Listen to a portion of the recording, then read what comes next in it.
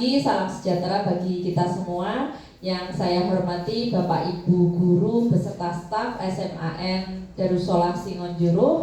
Puji syukur kita panjatkan kepada Allah Subhanahu wa Ta'ala karena berkat rahmat, taufik serta hidayahnya pagi ini kita bisa berkumpul di sini dalam acara diseminasi budaya positif di sekolah dalam keadaan sehat walafiat. Salawat serta salam semoga selalu tercurahkan kepada junjungan kita Nabi besar Muhammad Sallallahu Alaihi Wasallam yang kita nantikan syafaatnya di yaumil akhir nanti.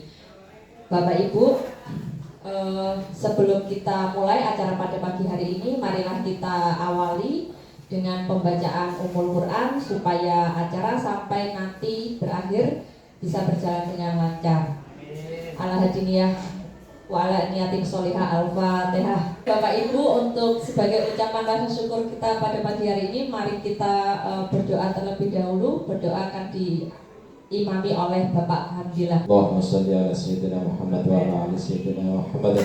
Allahumma yassir wa la tu'assir wa tamim lana bi khair. Allahumma yassir wa la tu'assir wa tamim lana bi khair. Allahumma yassir wa la tu'assir wa tamim lana bi khair. Rabbana atina fid dunya hasanah wa fil akhirati hasanah wa qina adzabannar. Subhana rabbika rabbil izzati amma yasifun wa salamun ala mursalin walhamdulillahi rabbil alamin. Al-Fatihah. Untuk acara yang selanjutnya yaitu acara inti diseminasi budaya positif di sekolah akan disampaikan oleh calon guru penggerak angkatan 10 Kabupaten Banyuwangi kepada Pak Dodi.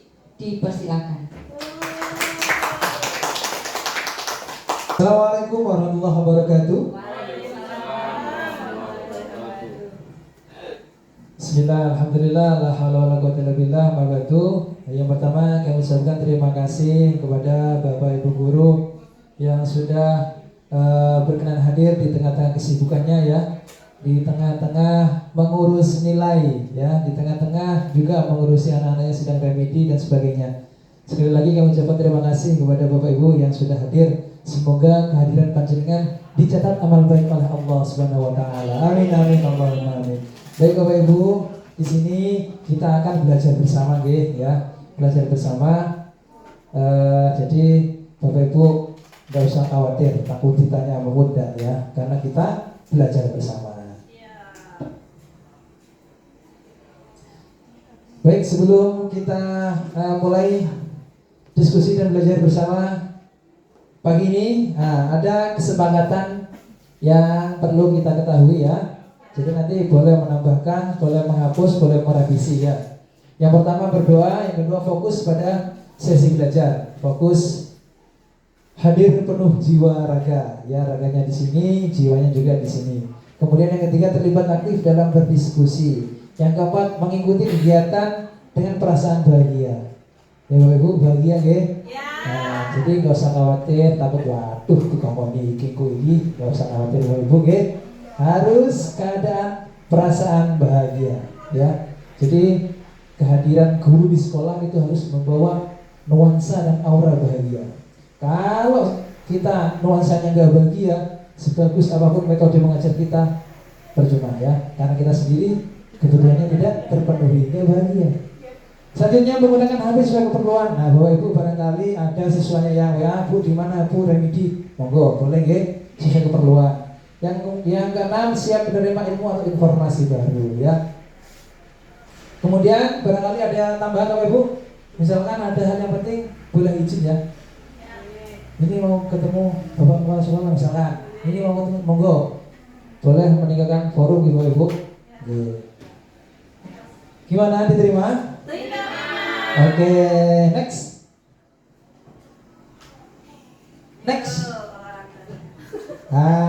Baik Bapak Ibu, agar kita memunculkan perasaan bahagia, kita nyanyi dulu ya.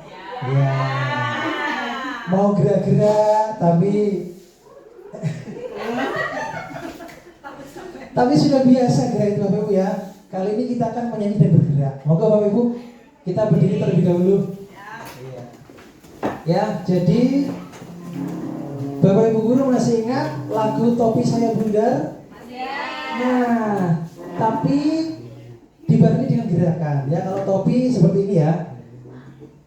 Topi saya bundar, bundar, topi saya. Kalau tidak bundar, bukan topi saya. Bisa? Bisa. Oke. Kita akan nyanyi bersama-sama ya. Cuma ya, topinya gak usah diucapkan. Bisa dimulai? Nah, topinya saja, hanya topinya saja. Bisa nggih? Oke, kita mulai yuk. 1, 2, 3. Saya bundar, bundar, saya. Kalau tidak bundar, bukan saya. Oke, terima kasih. Sekali lagi ya. Topi sama saya nggak usah diucapkan. Ya. Yuk, kita mulai ya. Topi dan kata saya nggak usah diucapkan. 1, 2, 3. Bundar, bundar. Kalau tidak bundar, bukan. Iya, terima kasih Bapak Ibu. Ya sudah, terima kasih Bapak Ibu ya. Apa perlu? Gak usah diucapkan semua. Bapak Ibu, pada pertemuan kali ini kita akan membahas banyak sekali, ada 8 ya. Yang pertama perubahan paradigma belajar, yang kedua disiplin positif, nilai-nilai kebajikan, kebutuhan dasar manusia, motivasi perilaku manusia, posisi kontrol, keyakinan kelas, dan segitiga restitusi. Yang dikenal ibu apa? Segitiga biru. Segitiga biru. Baik Bapak Ibu, yang pertama adalah perubahan paradigma belajar. Sebelum ke paradigma belajar, ya bisa. Ya, saya ingin bertanya kepada Bapak Ibu, nggak perlu jawab alasannya, ya, nggak perlu jawab alasannya, cukup jawab setuju atau tidak. Ya, baik. Pernyataan yang pertama, pemberian hukuman dapat mendisiplinkan siswa. Setuju atau tidak? Yang setuju angkat tangan. Yang setuju ada 1, 2, 3, 4, 5, 6, 7. Ya, ada 7. Oke. Yang tidak setuju sekarang coba. Yang tidak setuju angkat tangan. Nah, lawannya 4. Yang setuju 4, yang tidak setuju yang setuju 7, yang tidak setuju 4. Lanjut. Pemberian hadiah dapat meningkatkan prestasi siswa. Setuju atau tidak? Yang setuju angkat tangan. Yang setuju, yang setuju. 1, 2, 3, 4. 1, 2, 3, 4, 5, 6, 7, 8. Ya, setuju semua. Kalimat yang terakhir, guru harus mampu memberikan solusi untuk siswa bermasalah. Setuju atau tidak? Jadi guru harus mampu memberikan solusi. Ya. Oke, terima kasih Bapak Ibu. Jadi nanti Bapak Ibu akan menemukan jawabannya setelah kita akan belajar bersama pada materi hari ini.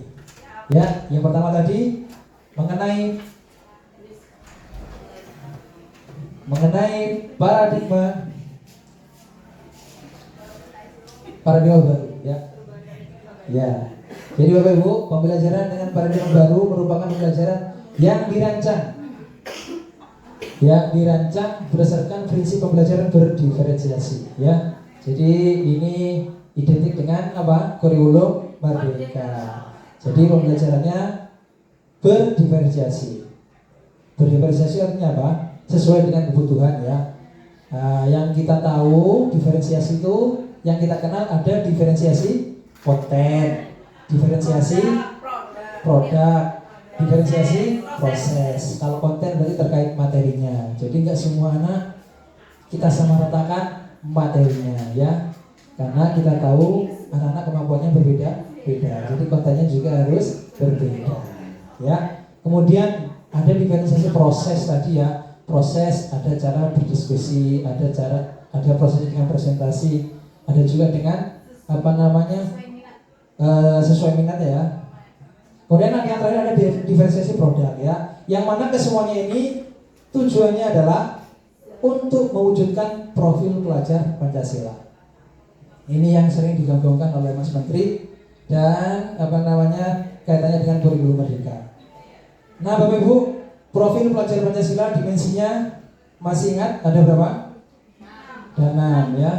Biasanya kalau kita mau menghafalkan itu pakai akronim, enak Bapak Ibu ya. Ya, ini sesuai dengan kayak bupati kita ya. Selalu mengadakan program dengan singkatan-singkatan yang unik ya, sehingga akan mengena ya. Jadi dimensi profil pelajar Pancasila ada 6 ya. Kalau akronimnya bermakan roti gratis gitu ya. Iya, bermakan roti gratis, beriman ya. Terus mandiri, bermakan berkebinekaan global, bergotong royong, roti gratis, nah gitu ya.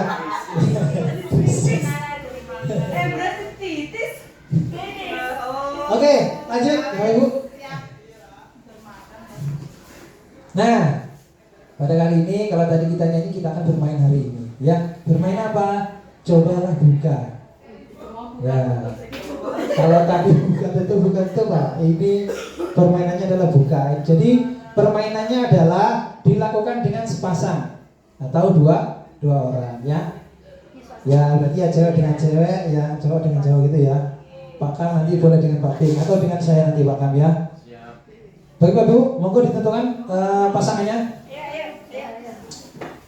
Ya, yang pertama teman pasangannya dulu. Dua orang, enggak dulu aja sudah. Ya, dua orang.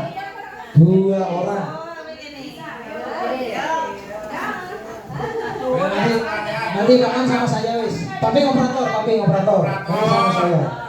Ya. Jadi yang pertama adalah cari pasangan dulu, yang kedua mengenai aturan. Aturannya adalah jadi ada dua orang ya, atau satu pasang, si A sama si B. Si A itu sebagai yang penggenggam ya. Monggo ditentukan siapa yang menggenggam. Ya, sudah menggenggam, ditentukan. Ya. Jadi aturannya adalah Bapak Ibu yang bertugas sebagai penggenggam. Bayangkan Bapak Ibu menggenggam sesuatu yang sangat berharga dan itu nggak boleh dilepas atau diambil orang lain. Anggap sesuatu yang sangat berharga sekali dalam hidup Bapak Ibu. Ya. Misalnya apa? Yang berharga? Misalkan uang ya. Uang. Mas 20 gram ya. Ya. Mas 20 gram. Jadi si A, si yang pemegang tadi harus memegang erat, ya. Bagaimana caranya? Barang yang berharga tadi agar tidak dimiliki orang lain, ya. Bagaimana Bapak Ibu mempertahankan sesuatu yang sangat berharga tadi. Kemudian si B itu tugasnya adalah membuka genggaman tadi, ya. Caranya monggo terserah, boleh membujuk, boleh memaksa, boleh mengintimidasi. Ayo bukan, awas, ya. Boleh dengan ancaman ya, boleh dengan merayu, monggo terserah sudah sebisanya. Baik, bisa dipahami? Ya, awas tadi yang si pemegang, bayangkan sesuatu sangat berharga bagi kehidupan panjenengan ya. Bagaimana Bapak Ibu mempertahankan agar sesuatu yang berharga tadi tidak lepas ya. Bisa dimulai? 3 detik saja ya. Yuk. Ya, 5 detik. Boleh, terserah sudah. Boleh memaksa, boleh mengintimidasi, boleh mengiling-iling, terserah sudah ya. Yang penting si A tadi bagaimana caranya agar sesuatu yang berharga tadi tetap dipertahankan. Bisa dimulai? Monggo bahkan saya yang pemegang ya. Yuk, monggo Ibu dimulai ya. 1, 2, 3.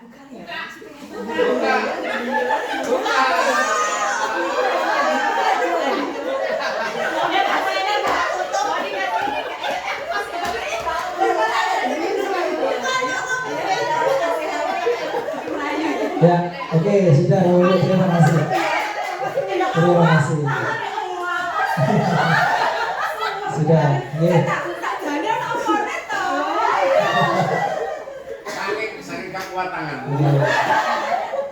Misal Bapak Ibu ya, kalau si yang B tadi merayu, misalnya dengan kondisinya pegang uang ya, misalkan pegang uang terus si B tadi melas misalkan, atau dikasih HP, kenapa enggak mau? Oke, jadi hal yang bisa kita petik dari kegiatan yang barusan adalah apakah tadi ada yang tangannya dibuka? Tidak. Kenapa? Karena dia mempertahankan. Mempertahankan sesuatu yang sangat berharga, harga diri. Yes. Kemudian jenengan tadi kan mempertahankan agar tidak terbuka atau dibuka ya. Itu jenengan siapa yang menyuruh?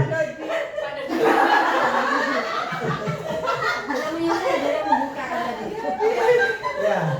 Jadi saya membuka atau menutup itu terserah siapa? Terserah kita sendiri. Iya. Ya Pak enggak Bapak Ibu? Nah, siapa yang membuka kendali membuka atau menutup? Diri sendiri. Itu Bapak Ibu ya. Nah, jadi sebisa apapun kita, sepaksa apapun kita, misalkan kepada siswa ya, kamu ini ya kemarin telat, sekarang telat lagi, besok awas kalau telat lagi, ya. Sebesar apapun ancamannya, kalau siswa tidak menghendaki, ya tidak ada kesadaran, ya akan terlambat lagi. Jadi pemegang kontrol adalah diri sendiri atau murid diri sendiri, gitu Bapak Ibu ya. Nah, selanjutnya kita akan nanti belajar bersama mengenai kontrol diri ya nanti. Nah Bapak Ibu, selanjutnya ini ada teori kontrol Dr. William Glasser ya. Ada beberapa pernyataan mengenai ilusi. Ilusi itu apa sebenarnya?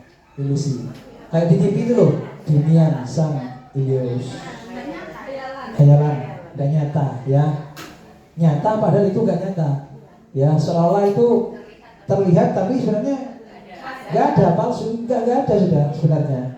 Apa itu? Yang pertama, ilusi guru mengontrol murid ya. Guru mengontrol murid bisa gak? Gak bisa. Kembali ke awal tadi, yang mengontrol siapa? Dirinya sendiri. Kalaupun ada murid yang mau ketika kita suruh melakukan sesuatu, silakan lari. Kalau dia mau lari, itu bukan karena kontrol dari Bapak Ibu ya, tapi karena murid sendiri yang mau ya, yang mau melaksanakan kontrol itu ya. Kemudian yang kedua, ilusi bahwa semua penguatan positif, efektif dan bermanfaat. Iya apa enggak Bapak Ibu? Semua penguatan positif, efektif dan bermanfaat. Misal di kelas ya, di kelas Bunisa, misalkan ada seorang siswa ya, dia mengerjakan tugas, dia betul ya, kemudian kita mengasih penguatan positif atau misalkan apresiasi ya, wah kamu pintar sekali, kira-kira membuat anak semakin bermanfaat gak bagi anak itu ketika kita memberi penguatan positif. Wah kamu pintar ya, rajin sekali, kira-kira bermanfaat gak bagi anak? Efektif gak? Misalkan ya. Nah, misalkan ada si A, karena dia sudah selesai duluan, kemudian kita kasih hadiah misalkan ya, ayo bagi yang cepat menyelesaikan tugasnya akan Bapak kasih coklat misalkan ya. Kira-kira efektif apa enggak kalau seperti itu? Efektif cuma sementara ya. Jadi anak termotivasi cepet-cepetan ada karenanya, ben oleh coklat. Aduh, pengasane disuruh kerjakan cepet-cepet, gini apa-apa nih ya. Pas waktu itu toh dia mau ya, berarti efektif cuma sementara ya. Oke, selanjutnya kritik dan membuat orang merasa bersalah dapat menguatkan karakter. Misalkan ada anak yang telat, ya, kamu ini sudah telat, sepatunya nggak sesuai lagi, ya, itu menguatkan karakter apa tidak? Tidak ya. Nah, kemudian yang terakhir, ilusi bahwa orang dewasa melihat untuk memaksa. Benar apa nggak ibu-ibu? Kita boleh nggak memaksa pada anak? Ya. Boleh atau tidak? Semaksa apapun, kembali lagi, kalau anak tidak mau dibuka hatinya, nggak bisa. Jangankan memaksa. Iya, kalau hatinya dibuka, kalau enggak, mereka malah melawan. Iya enggak? Ya. Lanjut. Selanjutnya Bapak Ibu, untuk menggeser ya, atau menghilangkan ilusi tadi dapat dilakukan dengan cara disiplin positif. Ya. Apa itu disiplin positif? Merupakan salah satu cara penerapan disiplin yang bertujuan untuk menumbuhkan kesadaran. Ya. Jadi ilusi-ilusi tadi bisa kita geser, bisa kita hilangkan dengan cara disiplin positif ya. Yang mana disiplin positif ini untuk menumbuhkan kesadaran serta memberanikan anak untuk melakukan sesuatu tanpa sungguhan, ancaman maupun hukuman. Yuk, selanjutnya. Nah, Bapak Ibu, kira-kira yang menjadi keinginan Bapak Ibu punya siswa yang sadar atau yang patuh? Hah? Bapak Ibu menginginkan siswa yang sadar atau patuh? Sadar. Kalau sadar sudah patuh. Kalau patuh belum sadar. Berarti kalau patuh berarti kaitannya dari ada sesuatu yang merangsang sehingga kita patuh. Kalau sadar berasal dari diri sendiri. Ya. Iya betul. Ya. Oke, baik, selanjutnya. Nah, disiplin positif tadi dapat menguatkan nilai-nilai kebajikan universal, ya. Apa nilai-nilai kebajikan universal? Nah, ini Bapak Ibu, kalau dalam materi dalam guru penggerak itu sebenarnya ada 7 ya. Ada 7 nilai-nilai kebajikan universal ya. Nah, kalau ini nilai-nilai kebajikan universal yang digaungkan di kurikulum Merdeka. Apa? Profil pelajar Pancasila. Sebenarnya ada banyak nilai-nilai kebajikan ya, ada 7. Cuma yang saya tampilkan hanya 3. Ya. Jadi kalau murid kita, nilai-nilai kebajikan yang kita harapkan adalah apa? Profil pelajar Pancasila. Oke. Selanjutnya. Nah, selain dengan disiplin positif, juga dengan keyakinan kelas, ya. Jadi disiplin positif tadi, agar tumbuh disiplin positif bisa kita mulai dengan keyakinan kelas. Kenapa keyakinan kelas bukan peraturan kelas? Tadi coba saya tanya, ada yang mau menjawab nggak? Peraturan sama keyakinan atau kesepakatan? Kalau peraturan kelas atau peraturan dibuat oleh pihak-pihak tertentu. Tapi kalau keyakinan atau kesepakatan dibuat secara bersama, gitu ya. Oke. Nih, seperti contoh, coba nomor 1. Mengapa kita memiliki peraturan tentang penggunaan helm pada saat mengendarai kendaraan roda 2? Kenapa Bapak Ibu? Untuk keselamatan. Sudah. Kebanyakan adalah karena takut ditilang polisi. Coba kalau kita mau misalkan dari sekolah mau ke Pak Awi misalkan yang naik sepeda, pakai helm enggak? Enggak. Kira polisi soalnya. Berarti nomor 1 ini kaitannya peraturan apa keyakinan? Peraturan ya, karena menghindari tilangan polisi atau menghindari hukuman.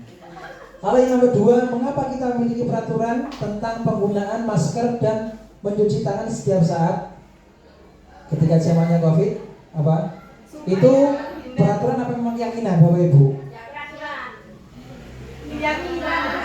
Hah? Peraturan atau keyakinan? Keyakinan. Karena yakin aku Himbauan ya maskernya. himbauan ya, himbauan. Kalau saya nggak pakai masker, saya nggak cuci tangan, maka saya akan tertular sendiri. Keyakinan. Ya, keyakinan.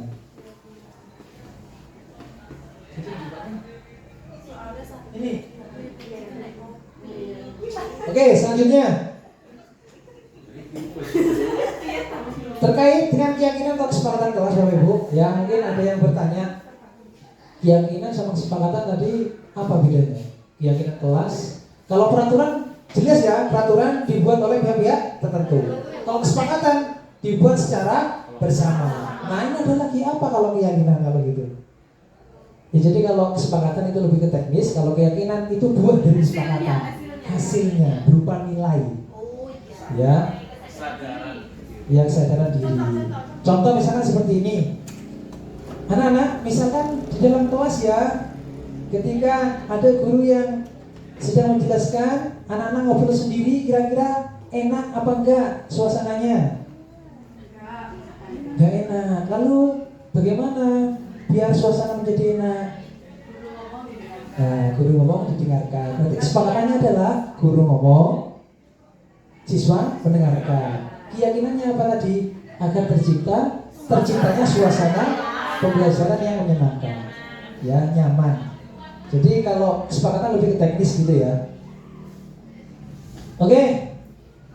Keyakinan kelas dibuat berdasarkan kesepakatan antara guru dan siswa bersifat universal. Kemudian yang kedua, peraturan biasanya dibuat oleh guru bersifat satu arah, ya. Jadi kalau peraturan dibuat pihak-pihak tertentu, kalau kesepakatan atau keyakinan dibuat secara bersama-sama. Lanjut. Next.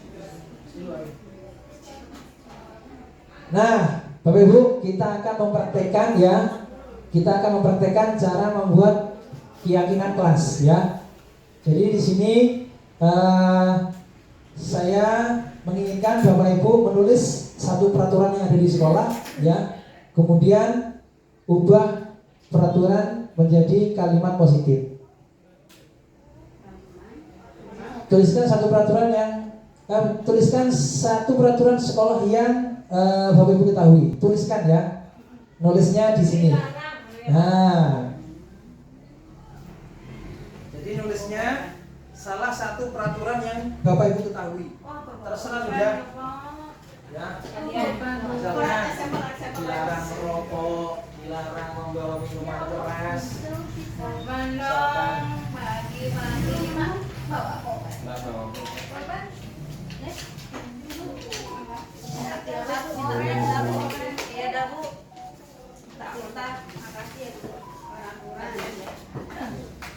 jadi Bapak Ibu yang pertama adalah Bapak Ibu tuliskan satu peraturan sekolah. Sudah, saya bantu menempel ya. Amin. Nah. Dirubahnya belum? Belum. Saya bantu nempelkan. Oke. Jadi Bapak Ibu sudah bergerak, sekarang saya yang bergerak. Nanti saya minta satu relawan ya yang membacakan ya.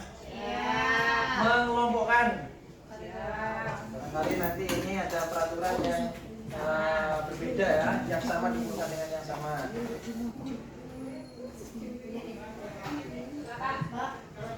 Oke, terima kasih Bu.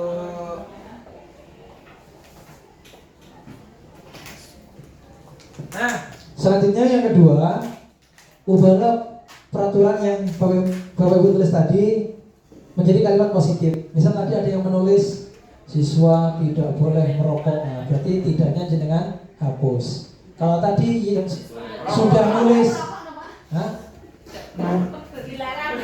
iya misalkan siswa dilarang merokok, nah sekarang diubah menjadi kalimat positif. Kalau yang tadi sudah nulis, misalkan nulis peraturan masuk sekolah tepat waktu, kan sudah tidak ada yang perlu dirubah lagi, ya kan sudah positif itu.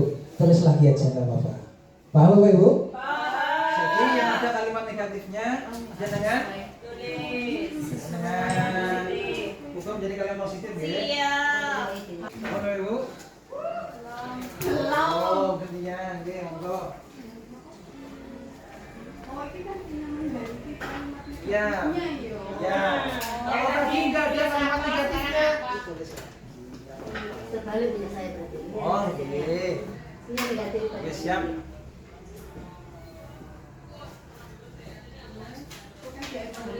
Nanti kan diajari sama Pak Dido. Ya, nanti kita akan membuat apa namanya? Kesepakatan ya. Cara membuat kesepakatan untuk keyakinan kelas. Seperti apa caranya? Ya.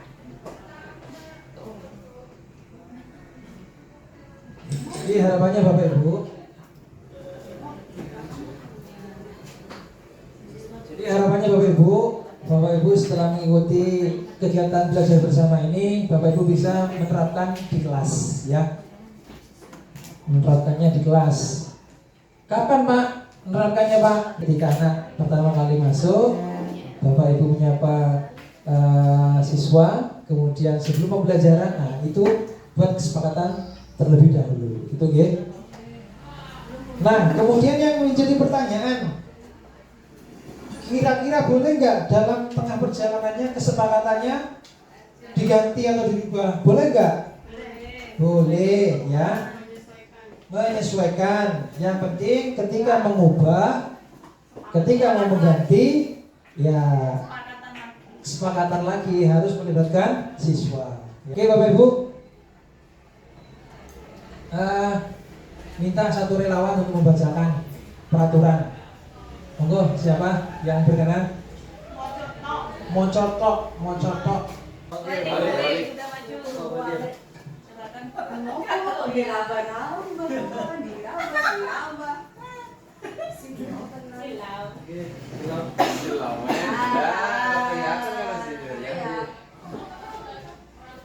Yang pertama, dilarang parkir di depan kelas.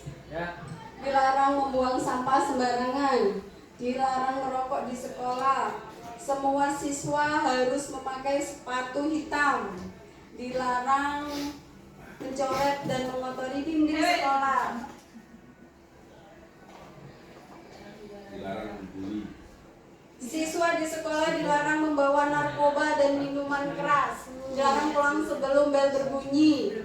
Dilarang bolos. Dilarang merokok di area sekolah. Siswa diharuskan memakai sepatu hitam. Siswa perempuan dilarang pakai make up. Dilarang mencontek saat ulangan. Siswa masuk sekolah harus tepat waktu. Oke, sudah. Terima kasih. Oke, terima kasih Boli. Tepuk tangan dong untuk Boli. Bapak Ibu, kalau peraturan itu ciri-cirinya biasanya adalah kalimatnya masih mengandung kalimat harus, dilarang, yaitu ciri-ciri peraturan.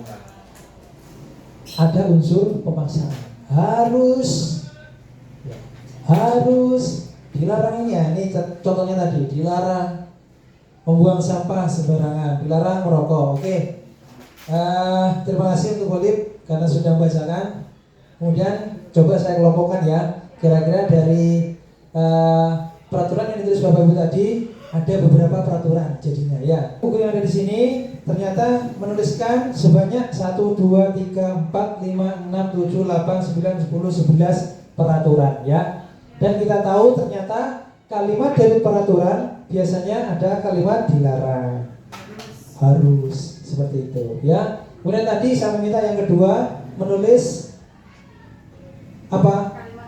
Kalimat positif ya. Menjaga kesehatan diri dan lingkungan. Oke. Buanglah sampah pada tempatnya. Parkirlah di tempatnya. Ya tadi ya. Kalau tadi dilarang parkir, mengubah menjadi kalimat positif, parkirlah di tempatnya. Buanglah sampah. Semua siswa harus memakai sepatu hitam. Masih ada kata harus. Berarti masuk peraturan apa kesepakatan ini?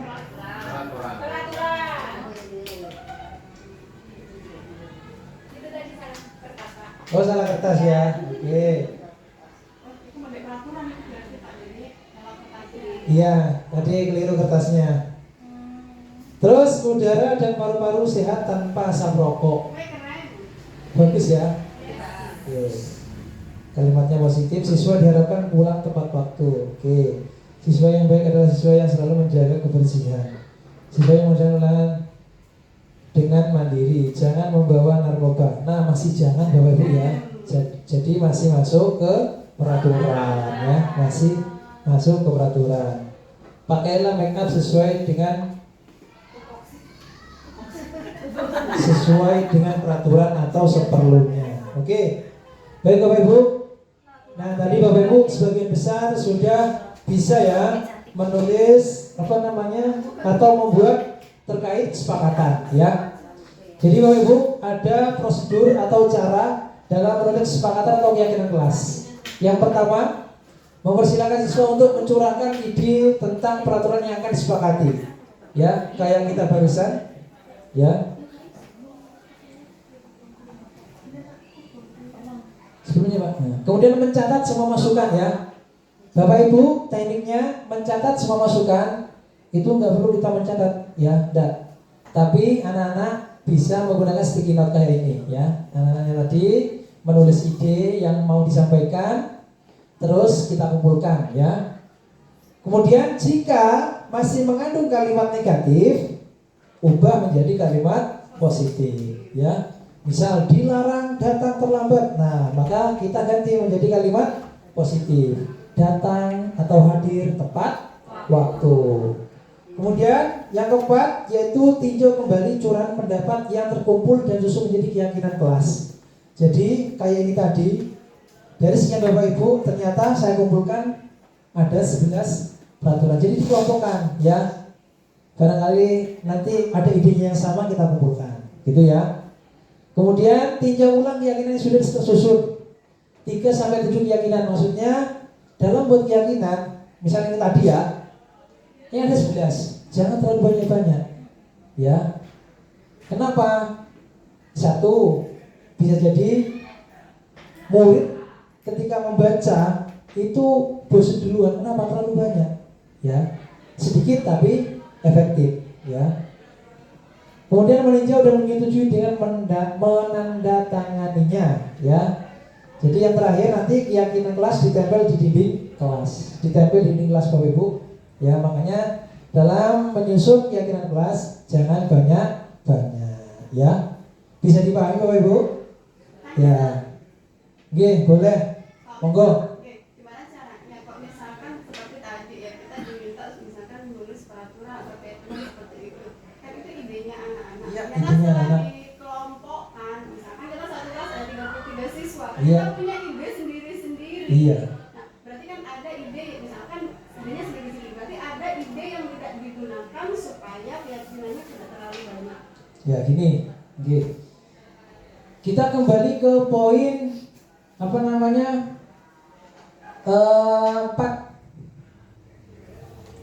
Tinjau kembali curahan pendapat yang terkumpul dan susun menjadi keyakinan kelas.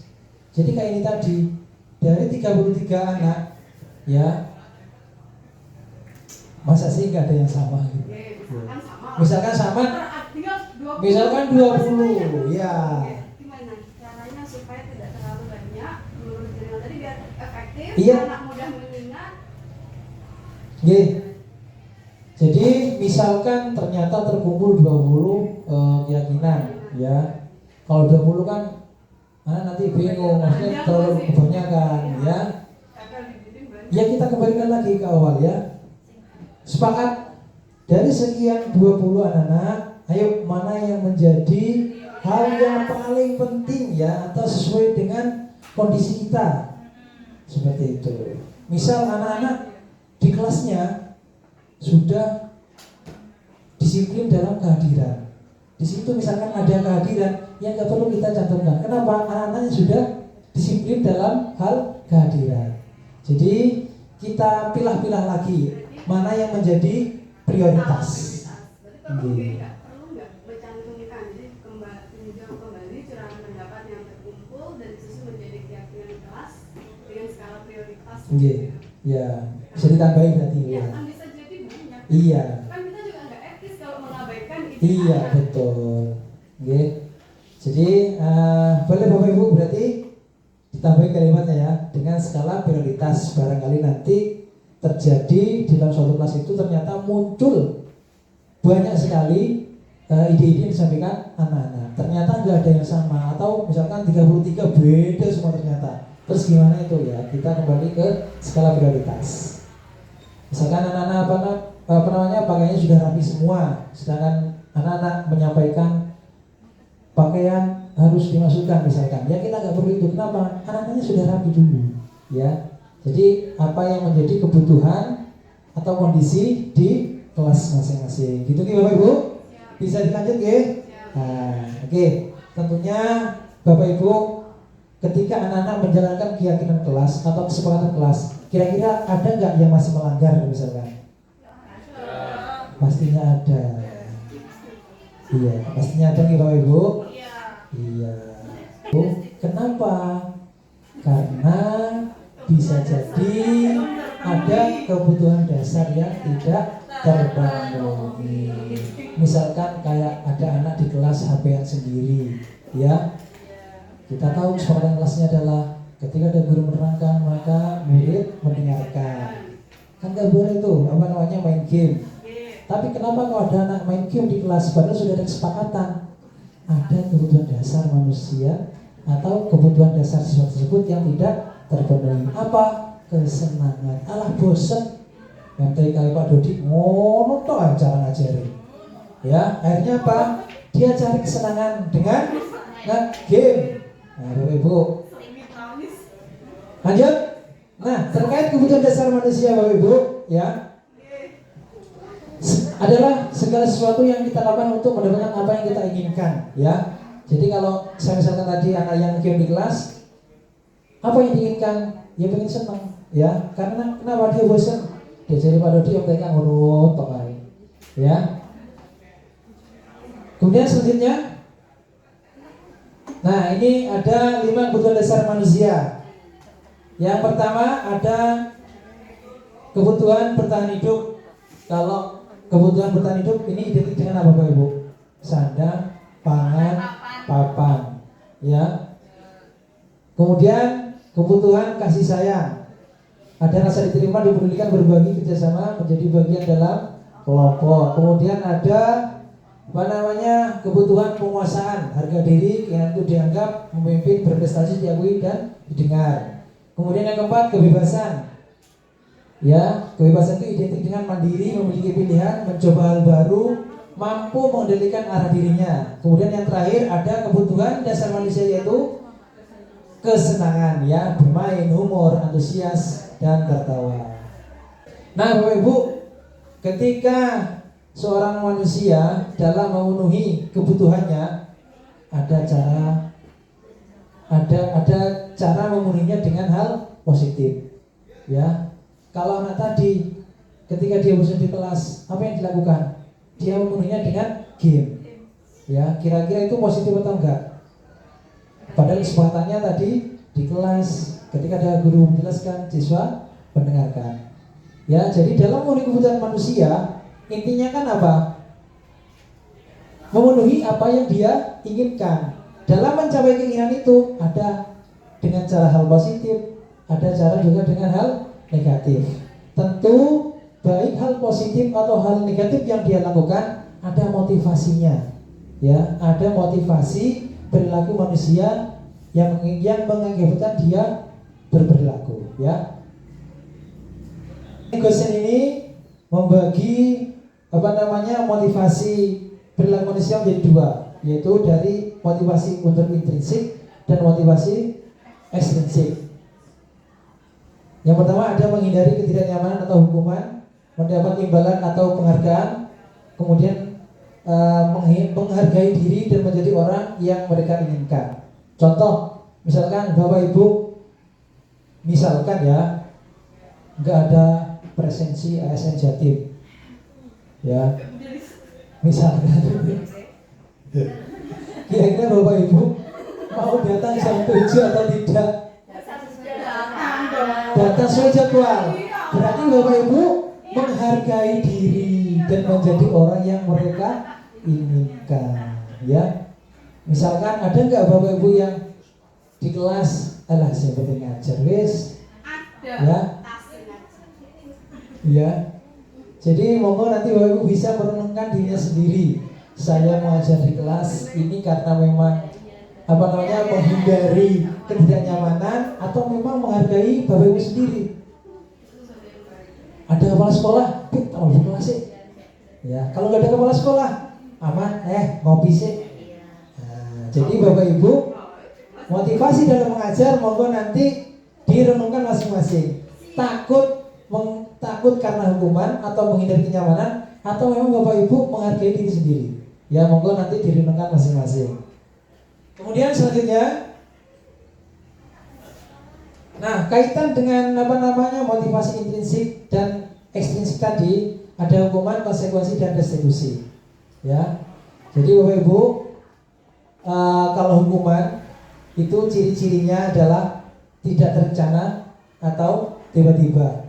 Misal ada anak yang telatnya parah banget, jam 8 baru masuk ya, karena dia jengkel, pasti dia akan memberikan hukuman yang berbeda dengan yang telat 15 menit. Iya, kan tiba-tiba. Kamu telat 30 menit. Sekarang lari lapangan 30 kali. Ya, nanti yang telat 50 menit. 50. Sekarang tiba-tiba. Jadi tidak direncanakan Bapak Ibu kalau hukuman, ya. Dan biasanya hukuman itu apa? Efeknya selalu negatif. Ya. Menyakitkan berupa hukuman fisik. Kemudian Bapak Ibu, kalau konsekuensi itu terencana atau ada kesepakatan terlebih dahulu.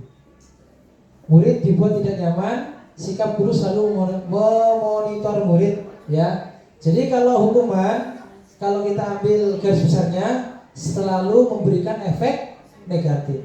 Kalau konsekuensi bisa negatif, bisa positif, ya. Negatifnya itu murid tetap dibuat tidak nyaman, ya. Kemudian, nah ini yang ketiga ada restitusi, proses menciptakan kondisi bagi murid untuk memperbaiki kesalahan. Jadi kalau ada yang terlambat tadi, ini Bapak Ibu, menciptakan kondisi murid untuk memperbaiki kesalahan. Ditanya dulu, ya, ditanya alasannya, kenapa, itu restitusi.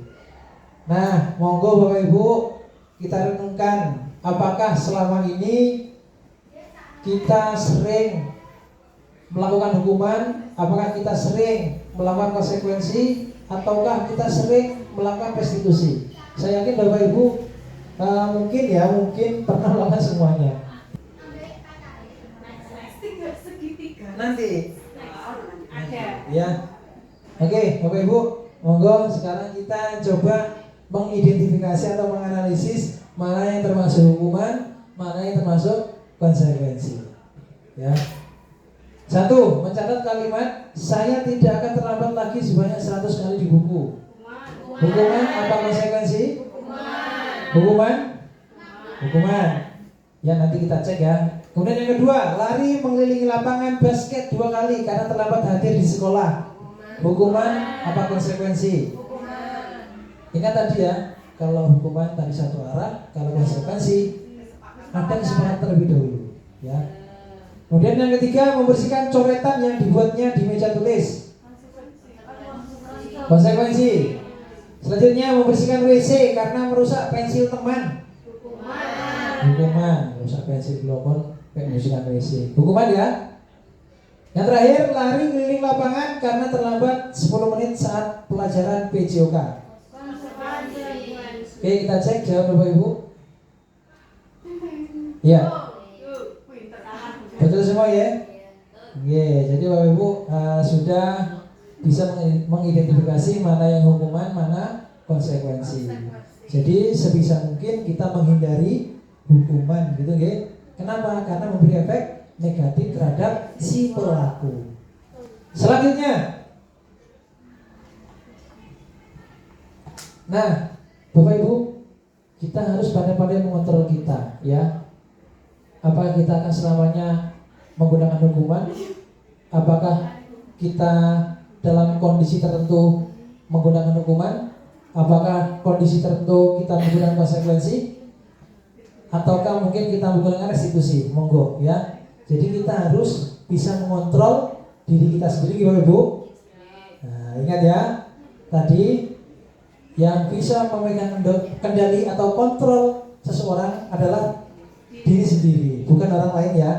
Awas, maka dari itu kita harus memahami posisi kontrol kita. Nah, ya. Awas ini dalam rangka mengingatkan, bukan peringatan, mengingatkan.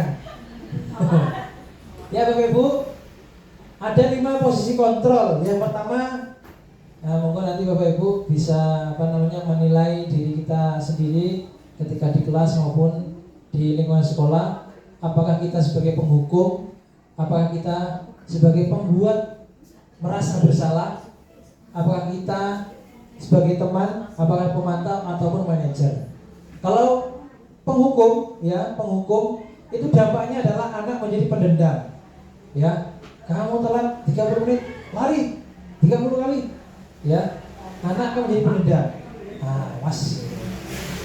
Padahal saya berusaha tetap hadir di sekolah, nyampe sini masih aja dihukum, ya. Menjadi anak membuat menjadi pendendam, ya. Kemudian tidak menyukai guru atau mapel tertentu, ya.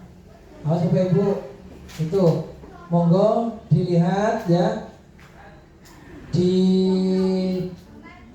Diresapi bahwasanya dampak dari kalau kita sebagai penghukum itu tidak menyukai guru atau mapel tertentu. Kemudian membuat merasa bersalah. Dampaknya membuat siswa merasa bersalah, kemudian rendah diri dan menarik diri. Kemudian kalau kita sebagai teman, dampaknya murid bergantung pada satu orang, membuat siswa tidak mandiri, ya. Kemudian dampak kalau kita menjadi pemantau, menghitung hadiah atau hukuman yang diberi tanpa nilai dibagikan. Kemudian tidak sepenuhnya mandiri. Yang terakhir, posisi sebagai manajer. Dampaknya adalah kalau kita sebagai manajer, murid mandiri, kemudian percaya diri, memecahkan masalah sendiri. Nah Bapak Ibu, tentunya kira-kira yang baik yang mana Bapak Ibu?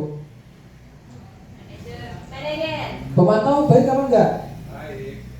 Masih baik, ya, cuma lebih baik manajer.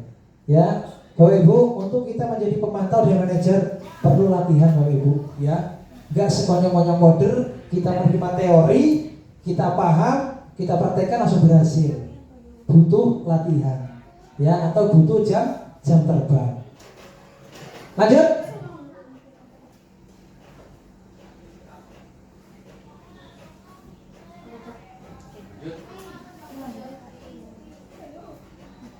Nah Bapak Ibu, tadi posisi kontrol ada berapa? Ada 5. Penghukum, terus membuat merasa bersalah, kemudian teman, pemantau dan manajer. Yuk kita simak video berikut, ya. Jadi kita saksikan contoh-contoh sebagai penghukum seperti apa, pembuat merasa bersalah contohnya seperti apa, ya, biar kita punya referensi.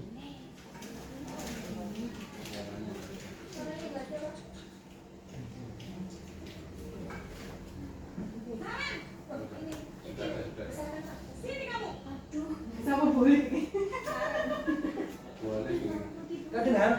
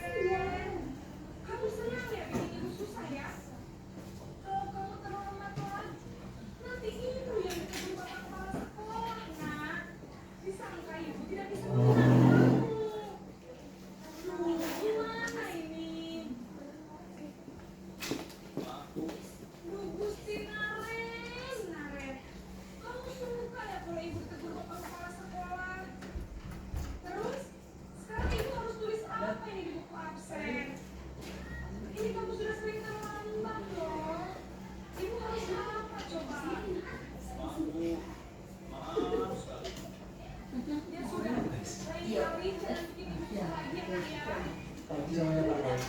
Pagi samanya Pak. Iya, pagi samanya Pak. Maaf ya Bu, maaf sekali. Posisi pembuat rasa bersalah berbicara dengan nada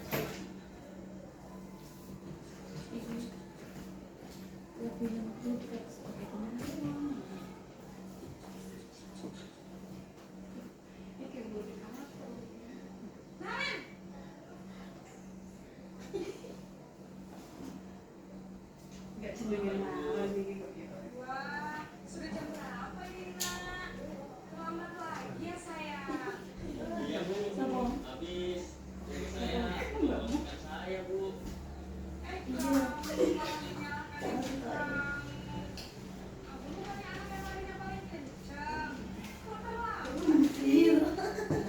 Iya Bu, saya memang lambat bangun tadi. Jadi biar usaha kita tetap gak kekejar Bu. Ya sudah sangat. Nanti lain kali larinya lebih kenceng lagi ya. Biar gak terlambat lagi. Bikin seneng ibu demi ibu. Bisa kan? Bisa Bu.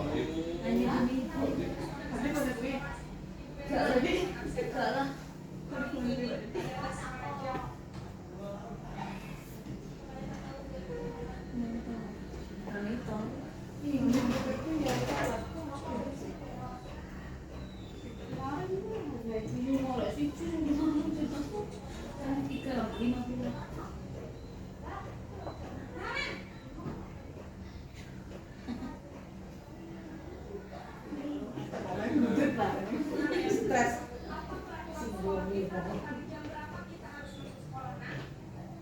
Kita harus di sekolah jam 7 Bu. Iya betul. Sekarang sudah jam 7.20. Kalian sudah tahu konsekuensinya jika terlambat hadir?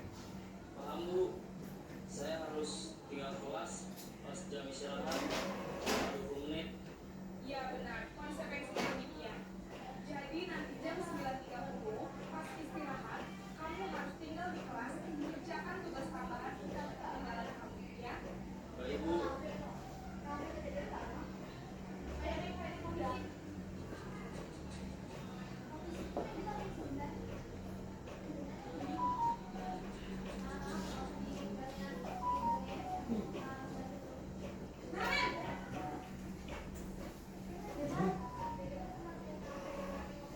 Pagi Bu. Selamat pagi, Naya.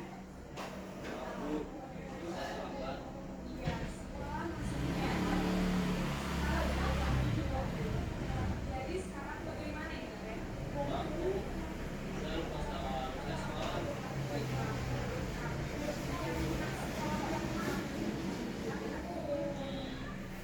Menghargai diri sendiri dan orang lain mungkin ya Bu. Setuju.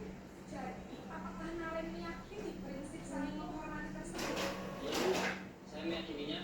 Apakah Nalen bersedia memperbaiki masalah keterlambatan ini? Bersedia Bu. Bagaimana kamu akan memperbaiki masalah keterlambatan ini? Saya akan coba untuk tidak lupa menyetel alarm saya Bu. Baik, kalau Nalen pengguna alarm di rumah, ada orang yang lain nggak bisa bantu mengingatkan tidak? Ada Bu. Kata saya, Kak Emma. Ada lagi selain KM? Selain Kak Emma, ada ibu saya. Baik, jadi yang menghubung Nalen adalah Kak Emma dan ibu kamu ya. Kira-kira kita mulai set alarm kapan, Nalen? Setelah pulang sekolah, akan segera saya lakukan. Baik, jadi Naren akan setel alarm bangun besok pagi dan akan diingatkan oleh kakak dan ibu dan Naren ya. Ada lagi yang mungkin perlu dilakukan Naren agar tidak terlambat lagi. Hah? Baik, ya. Terima kasih kerjasama kamu. Sekarang kamu kembali ke kelas belajar. Ibu, terima kasih. Iya, terima kasih Bapak Ibu ya. Kira-kira Bapak Ibu nanti pakai yang mana kira-kira? Kalau yang pakai penghukum mungkin nggak murid menjadi pendendam.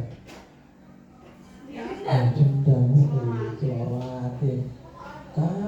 sudah terlambat, berani lagi sama ibu. Ya, Bapak Ibu termasuk posisi kontrol yang mana kira-kira ya? Ya, monggo di dinilai masing-masing ya. Monggo, lanjut. Nah, ini Bapak Ibu, sekarang kita coba belajar ya. Jadi kalimat ini termasuk yang mana? Berapa kali Bapak harus memberitahu kamu selalu saja mengecewakan Bapak. Membuat merasa bersalah. Kemudian yang kedua, hormat giliran 1 jam. Hukum. Apakah kamu tahu kesalahanmu? Kira-kira bagaimana kamu berbagi kesalahanmu? Manajer.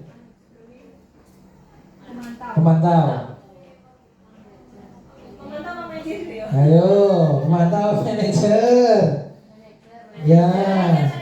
Jadi biasanya ciri-cirinya kan dalam penggunaan kalimat ya, Bu, ya. Kemudian yang keempat, ayo dong ikuti aturan sekolah. Tolong bantu ibu sekali ini aja. Ya sudah, tidak apa-apa, lain kali jangan sampai buat seperti ini lagi ya, teman. Kemudian yang terakhir, kamu sudah melanggar peraturan sekolah. Kamu tahu konsekuensinya? Setelah upacara kamu beli atributnya ke koperasi dan jangan diulangi lagi. Pemantau. Yuk kita cek jawabannya, Bu. Iya, betul semua ya. Ya, jadi Bu, memang hampir mirip di antara pemantau dan manajer ini. Kalau pemantau itu biasanya ciri-cirinya ada data. Ya, ada data. Kamu sudah berapa kali terlambat? Ya, kamu kalau terlambat sudah tahu konsekuensinya? Terlambat 20 menit, maka nanti harus diganti 20 menit ya. Intinya ada data di situ kalau pemantau. Selanjutnya, nah ini segitiga restitusi. Yuk. Segitiga restitusi, suatu proses dialog yang dijalankan oleh guru agar dapat menghasilkan murid yang mandiri dan bertanggung jawab. Ya, jadi dinamakan segitiga restitusi karena ada 3 di situ ya. Ada 3 tahap. Yang pertama ada menstabilkan identitas, kemudian yang kedua validasi tindakan yang salah, kemudian yang ketiga adalah menanyakan keyakinan kelas. Dan 1, 2, 3 ini nggak harus urut Bapak Ibu ya, sesuai kondisi.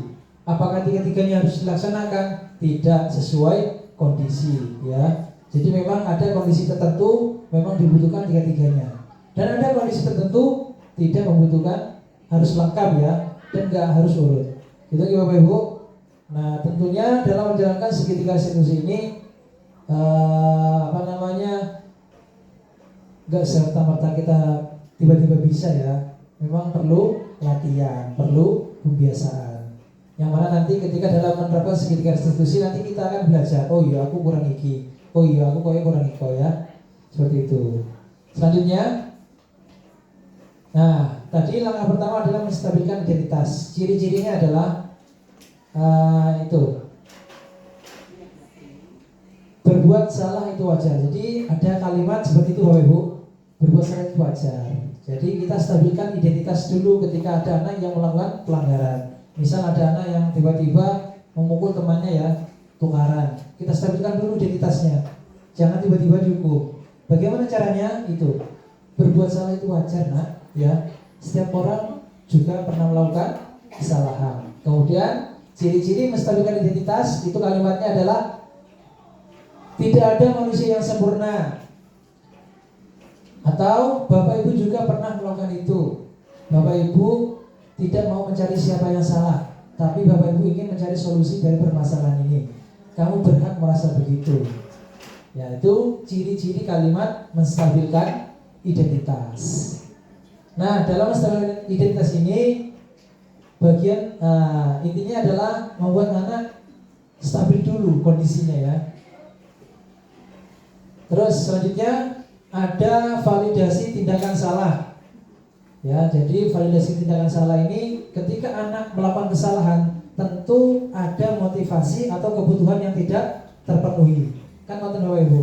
Ya, misalkan ada anak yang izinnya ke toilet tapi ke kantin, ya, berarti ada kebutuhan yang tidak terpenuhi. Ada kebutuhan dasar yang tidak terpenuhi. Ya, makan, ya. Jadi dalam tahap validasi tindakan ini bisa menggunakan kalimat seperti ini.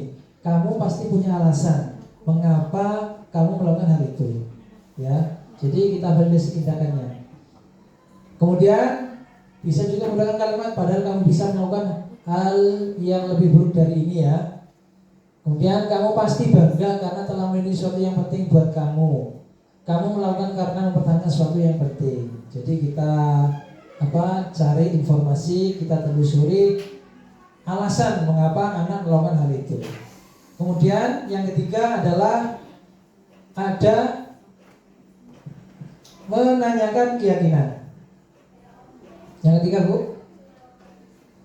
Nah, jadi ciri-cirinya adalah apa keyakinan kelas kita, kayak tadi si Naren, apa keyakinan ketika Naren tadi melakukan kesalahan, apa kira-kira hal positif atau keyakinan yang dilanggar? Bahwasanya menghargai dan menghormati itu perlu, ya, menghargai waktu seperti itu. Ya, jadi ciri-ciri atau menanyakan keyakinan kelas bisa menggunakan kalimat apa keyakinan kelas kita, nilai apa yang telah kita sepakati bersama. Kemudian seperti apa gambaran sebuah kelas yang ideal menurut kamu. Kemudian yang keempat, kamu ingin menjadi orang seperti apa. Jadi kita tanyakan keyakinannya, ya. Itu Bapak Ibu. Dari sini ada yang tanyakan sebelum kita melangkah lebih jauh lagi. Jadi dalam kondisi tertentu kita nggak mungkin pakai tiga-tiganya. Contoh misal di kelas, ya, di kelas ada si B ini rame, Bu, ya, ketika di kelas. Lah kita nggak mungkin langsung menstabilkan identitasnya, nggak perlu Bapak Ibu. Langsung kita tanyakan keyakinannya. Yuk, kesepakatan kelas kita apa? Ketika ada guru menjelaskan, murid harus mendengarkan. Jadi kita nggak perlu menstabilkan identitas. Jadi kondisi tertentu kita bisa pakai tiga-tiganya, kondisi tertentu nggak ada salah satu atau salah dua, gitu Bapak Ibu, ya. Intinya tergantung kondisi. Nah, ini salah satu penerapan segitiga restitusi. Bu, jangan buka YouTube-nya.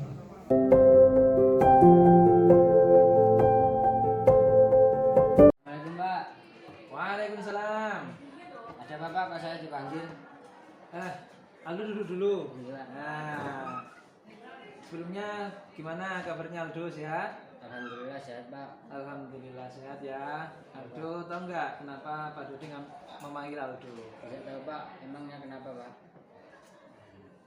Tadi Aldo waktunya Pak Dodi kemana? Ke kantin, Pak. Kantin, ya. Padahal tadi isinya ke toilet. Ya apa enggak? Iya, Pak. Jadi Pak Dodi manggil Aldo ke sini dalam rangka kita mencari solusi bersama, ya. Iya, Pak. Mencari solusi terkait masalahnya Aldo yang izinnya ke toilet tapi malah lari ke kantin. Coba Pak Dodi tanya, apa tadi Aldo ke kantin padahal izinnya toilet, kenapa ke kantin? Ya, saya tadi izinnya ke toilet, Pak. Aslinya saya mau ke kantin karena lapar, Pak. Oh, karena lapar, ya. Ya, Pak. Menurut Aldo itu tindakannya benar apa enggak? Izinnya ke toilet tapi malah ke kantin. Tindakan benar apa enggak? Ya, Pak, salah, Pak. Saya tidak jujur, Pak. Oke. Iyo tahu enggak kalau ternyata jujur itu dosa dan merugikan orang lain. Ya, Nah, Pak. karena Rio sudah mengetahui kesalahannya dan mengakui kesalahannya, coba Pak Dodi tanya, kira-kira apa solusi dari Aldo untuk mengatasi kejadian ini? Ya, saya akan jujur kepada guru dan siapapun, termasuk ketika izin keluar kelas, Pak. Nah, pinter. Jadi harus jujur, ya. Ya, Pak. Bahkan ada suatu riwayat menyatakan berkatalah dengan jujur meskipun itu pahit, gitu ya. Jadi intinya meskipun lapar, ya bilang lapar, ya. Jangan kita berbohong, izinnya ke toilet, ya ke toilet, ya. Kalau lapar, ya jujur aja, Pak saya lapar mau makan, gitu ya. Nah, sekarang Pak Dodi tanya, apa yang kamu yakini mengenai nilai-nilai kebaikan di sekolah seperti kejujuran? Ya, jujur itu penting. Kejujuran menjadi kunci untuk membangun kehubungan yang saling percaya, Pak, antar siswa dengan guru maupun orang tua, Pak. Ya, betul sekali. Jadi jujur itu kunci untuk membangun hubungan yang saling percaya, baik antara guru dan siswa, siswa dan siswa maupun terhadap orang tua, ya. Jadi Aldo sudah mengerti apa yang akan dilakukan, dan Aldo tadi berusaha untuk jujur ya, dan tidak mengulanginya lagi. Ya sudah, kalau gitu Aldo boleh kembali ke kelas. Terima kasih ya. Mbak, senang diajak ngobrol Pak Dodi karena kita bisa sharing dan mencari solusi terhadap masalah atau pelanggaran yang dilakukan siswa, dan Pak Dodi tidak langsung marah dan tidak langsung menghukumnya. Dan sharing seperti ini membuat saya sadar karena jujur itu sangat penting. Terima kasih. Wassalamualaikum warahmatullahi wabarakatuh. Jadi Bapak Ibu, segitiga restitusi tadi kan ada 3 ya langkahnya. Saya ingatkan lagi, nggak harus nurut di kondisi tertentu, boleh menggunakan 1 atau 2. Yang terakhir, nah, ada suatu hadis ya, atau entah hadis atau sebuah makalah ini, ilmu itu didapat dengan mempelajari, keberkahan itu diperoleh dengan melayani, dan kemanfaatan itu dihasilkan dengan menaati. Bapak Ibu, jangan bosan-bosannya kita harus selalu belajar ya. Siap.